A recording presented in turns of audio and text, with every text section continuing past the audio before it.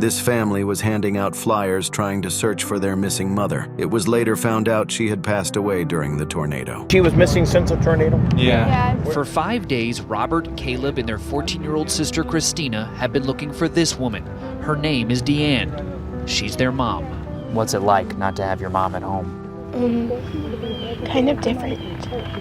Really different, I would imagine. Yeah. What do you miss? Her laughing. Like, she always makes us laugh. She went to go get pizza, and she never came home. How did you feel when she didn't come home? Kind of scared. The kids have not found their mom, but they did find her car. This is it. The roof is gone, the headrest is missing, her seatbelt is still buckled, and there's a shoe on the dashboard.